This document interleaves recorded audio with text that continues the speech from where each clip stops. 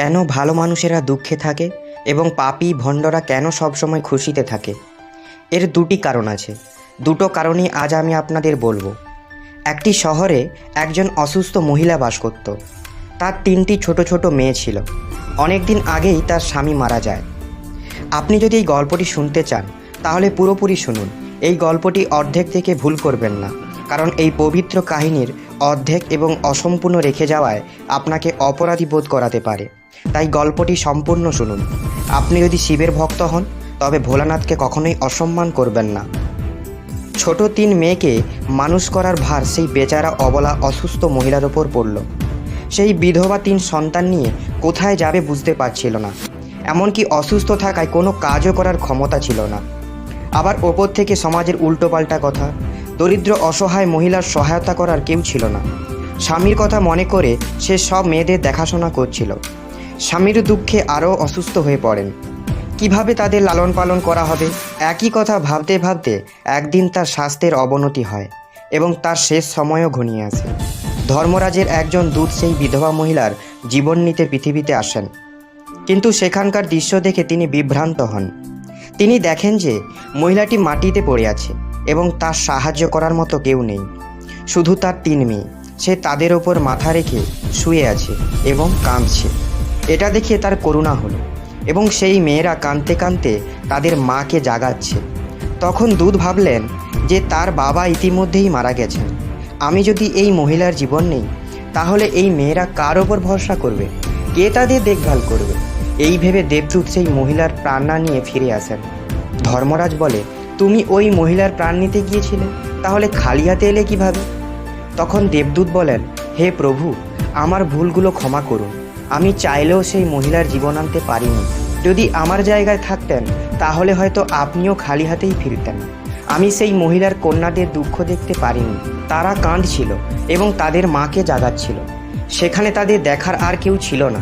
আমি যদি সেই মহিলাকে নিয়ে আসতাম তাহলে কে সেই মেয়েদের দেখাশোনা করত? কে তাদের দেখভাল করত? পৃথিবীর মানুষ এতটাই স্বার্থপর হয়ে গেছে যে বিনা কারণে কেউ কারো পাশে এসে দাঁড়ায় না। যদি কেউ সাহায্যও করে তাহলে সে প্রতিদান আশা করে বা সারা জীবন নিজের অহংকারে তাদের পায়ের নিচে রাখতে চায়। দেবদূত বললেন যে, প্রভু, ওই মহিলাকে আরও কিছু সময় দেওয়া উচিত, যাতে সে তার মেয়েদের লালন পালন করে বড় করতে পারে। দেবদূতের কথা শুনে ধর্মরাজ তাকে ধমক দিয়ে বললেন, আরে মূর্খ, ঈশ্বরের বানানো এই সৃষ্টিতে না কেউ এক মুহূর্ত কমাতে পারে, না কেউ বাড়াতে পারে। সময়ের আগে তাকে কেউ জীবন দিতেও পারে না এবং তাকে অকালে হত্যাও করতে পারে না। ঈশ্বর যা করেন তিনি সবার মঙ্গলের জন্যই করেন। তুমি কে সৃষ্টিকর্তার নিয়ম পরিবর্তন করা? তুমি সেই মহিলাকে না এনে ঈশ্বরের নিয়ম লঙ্ঘন করেছ। তুমি বড় অপরাধ করেছ, তাই তোমাকে এর পরিণতি ভোগ করতেই হবে। যেই পৃথিবীর মানুষের জন্য তোমার স্নেহ, মায়া, মমতা আছে, সেই পৃথিবীতেই মানুষ হয়ে তুমি তোমার পাপ বহন করবে। দেবদূত বললেন, হে প্রভু, কবে, কিভাবে আমি পৃথিবী থেকে রক্ষা পাব? ধর্মরাজ বললেন, পৃথিবীতে যাওয়ার পর তুমি তোমার মূর্খতা দেখে 3 বার হাসবে, সেই সময়ই কেবল তুমি উদ্ধার পাবে। এই বলে ধর্মরাজ সেই দেবদূতকে পৃথিবীলোকে পাঠিয়ে দিল। দেবদূত মানুষ হয়ে পৃথিবীতে এলো। তার শরীরে কোনো কাপড় ছিল না। পৃথিবীলোকে একটা নিয়ম, যে একজন মানুষ যখন জন্ম নেয় সে সময় সে উলঙ্গ অবস্থাতেই জন্ম নেয়। দেবদূত কোনো জন্ম নেয়নি, কিন্তু সে রাস্তার পাশে উলঙ্গ অবস্থায় শুয়েছিল, ঠান্ডায় কাঁপছিল। সেই সময় সেখান থেকে একজন মুচি যাচ্ছিল। ওই মুচি তার বাচ্চার জন্য শীতের পোশাক কিনতে যাচ্ছিল। পথের মধ্যে এক উলঙ্গ লোককে ঠান্ডায় কাঁপতে দেখে মুচির করুণা হলো। তিনি তার সন্তানের জন্য তো কাপড় কিনলই না, উল্টে ওই দেবদূতের জন্য কাপড় এবং কম্বল কিনলেন, আর ওই কাপড় এনে সেই দেবদূতকে দিলেন। দেবদূত বললেন, ভাই, আপনি আমাকে কাপড় দিয়ে অনেক বড় উপকার করেছেন, কিন্তু আমাকে কাপড় দিয়ে তো আপনি আমাকে ঠান্ডা থেকে রক্ষা করলেন, কিন্তু আমার না তো কোনো ঘর আছে, না তো কোনো পরিবার, খাবার কোথায় পাবো তা জানি না। তখন মুচি বলল, হে ভাই, আমার বাড়িতে চলুন, আমি আপনার যাবতীয় খরচ তুলে নেব। এবং সেই মুচি দেবদূতকে নিয়ে বাড়িতে পৌঁছে গেল। ওপাশে মুচির স্ত্রী দেখলেন তার স্বামী তো বাচ্চার জন্য কাপড় আনতে গিয়েছিল, তিনি কোনো জামা কাপড় নিয়ে আসেননি, উল্টে একজনকে বাড়িতে ডেকে এনেছে। স্ত্রী তার স্বামীর সাথে ঝগড়া শুরু করে এবং তাকে গালিগালাজ করতে থাকে। এটা দেখে দেবদূত উচ্চস্বরে হেসে উঠলেন। মুচি জিজ্ঞাসা করলো, আরে ভাই, হাসছেন কেন? কি এমন দেখলেন যে হাসছেন? তখন দেবদূত বললেন, ভাই, আমার এই হাসির রহস্য আমি আপনাকে বলতে পারবো না। সময় হলে তখন আমি নিজেই জানাবো।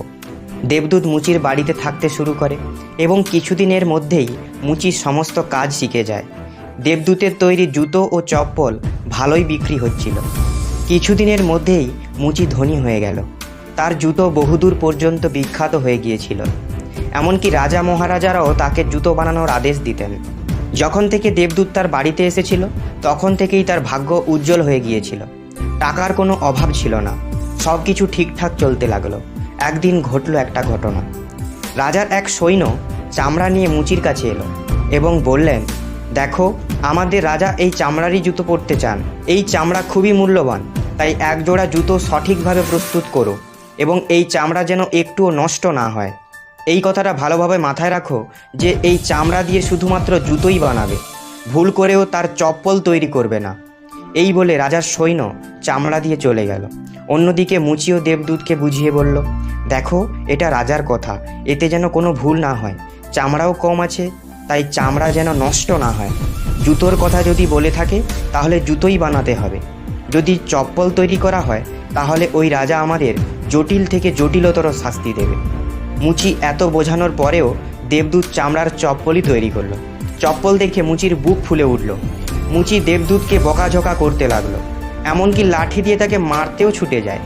সে বলল, ওরে মূর্খ, তোকে বারবার বলেছিলাম জুতো বানাতে, তুই কিনা সেই চপ্পলই বানালি। এখন রাজা আমাদের ছাড়বেন না, তুইও মরবি, সাথে আমিও মরব, বাড়ির সকলকে ফাঁসি দেবে রাজা। মুচিকে খুব দুঃখিত দেখে দেবদূত খিলখিল করে হাসতে লাগলো।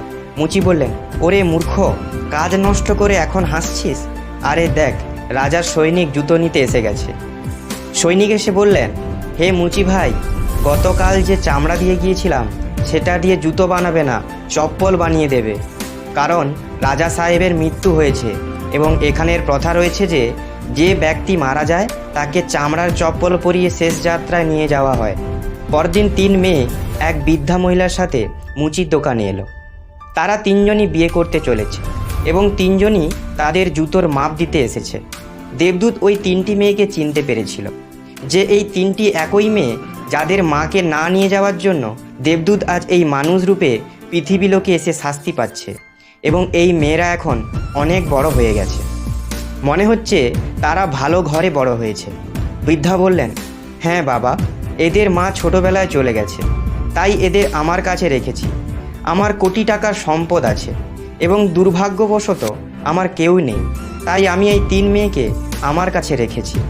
আমি এদের ভালোভাবে খাওয়া দাওয়া করিয়ে পড়াশোনা করিয়ে বড় করেছি আর এখন বিয়ে দিতে যাচ্ছি।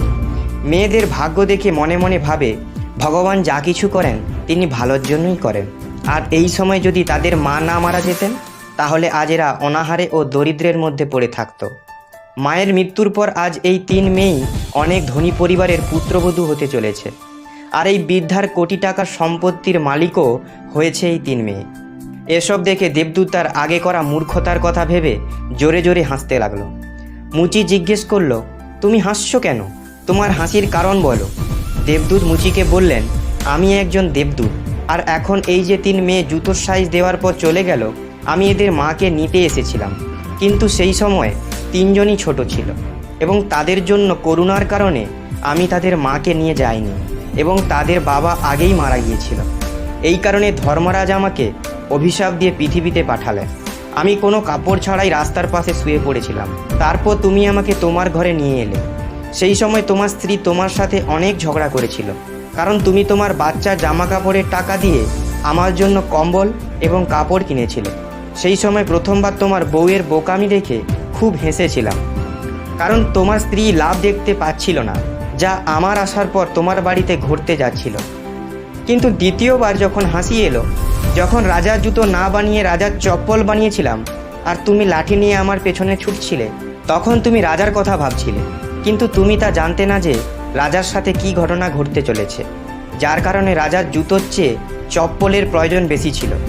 অনেক সময় এমন হয় যে আমরা যা দেখতে পাই না এবং যা চোখের সামনে ঘটতে চলেছে তা দেখে চিন্তা করে দুঃখিত হই। কখনো কখনো ঈশ্বর আমাদের ভালোর জন্যই আমাদের খারাপ করে থাকে। কিন্তু সেসব দেখে আমরা ঈশ্বরের ওপর রেগে যাই।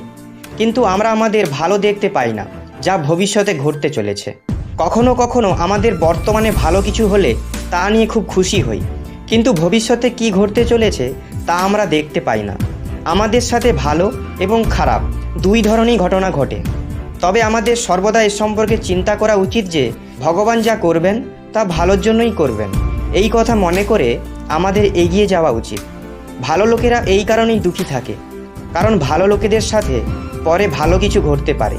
এবং দ্বিতীয় কারণ হলো যে ভালো লোকেরা সর্বদা ঈশ্বরের সাথে সংযুক্ত থাকে, এবং তাদের জন্য ঈশ্বরের সাথে সংযুক্ত থাকা প্রয়োজন, যাতে তারা কষ্ট পেতে পারে। সবশেষে দেবদূত মুচিকে সব কিছু বুঝিয়ে ধর্মরাজের কাছে ফিরে গেলেন। এই ভিডিওটি বলার সময় যদি কোনো ভুল হয়ে থাকে তাহলে আমি ক্ষমা প্রার্থী।